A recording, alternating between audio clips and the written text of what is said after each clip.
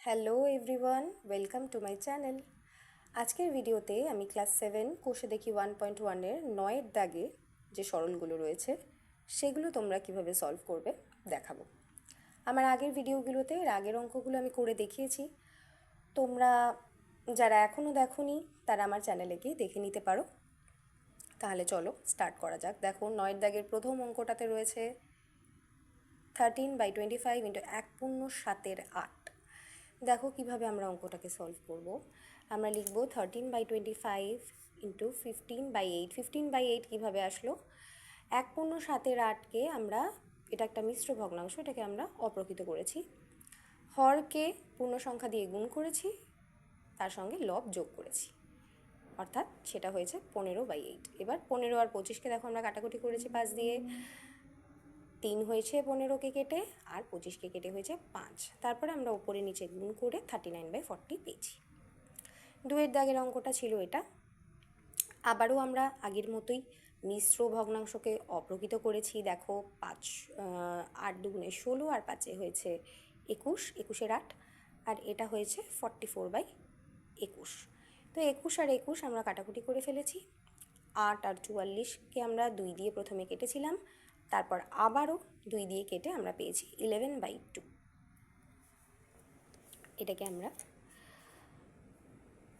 ভেঙে নিতেও পারি, পূর্ণ সংখ্যায় লিখতে পারি। সেক্ষেত্রে হবে 5 দুগুণে 10, 5 পূর্ণ 1-এর 2।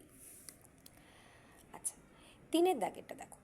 3-এর দাগেও একইভাবে আমরা মিশ্র ভগ্নাংশকে অপ্রকৃত করার পর, প্রত্যেকটাই দেখতে পাচ্ছ, অপ্রকৃত করার পর আমরা 11 দিয়ে 22কে কেটে 2 করেছি, আর এই 2 দিয়ে আমরা এই 10কে কেটে দিয়েছি, হয়েছে 5।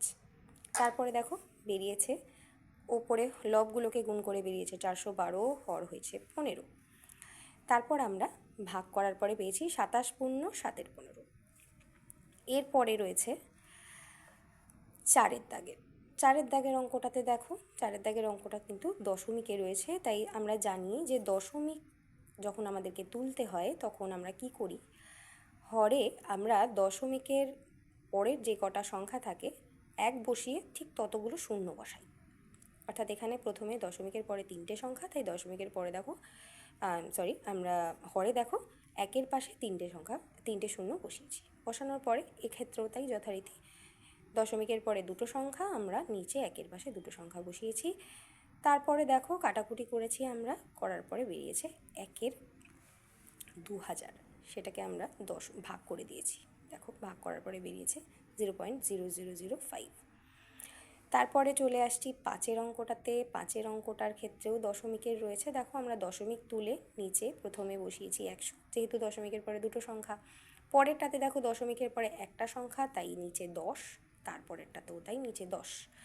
এরপরে আমরা দেখো কাটাকুটি করেছি, 5 দিয়ে 10কে কেটে 2 হয়েছে, এই 2 আর এখানকার 2 আমরা কেটে দিয়েছি, পেয়েছি শেষমেশ 7-এর 1000, 7/1000। সেটাকে আমরা ভাগ করেছি। দেখো ভাগ করার পরে বেরিয়েছে 0.007।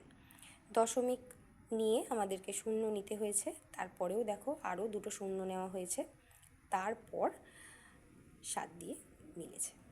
6-এর দাগের অঙ্কটাতে আসছি। 6-এর দাগের অঙ্কটাতে দেখো একইভাবে দশমিক তুলে আমরা 1000 করেছি প্রথমটাতে, তারপরেরটাতে দশমিক তুলে নিচে 10 দিয়ে ভাগ, তারপরেরটাতে দশমিক তুলে আবারও 1000 দিয়ে ভাগ। কাটাকুটিটা দেখো,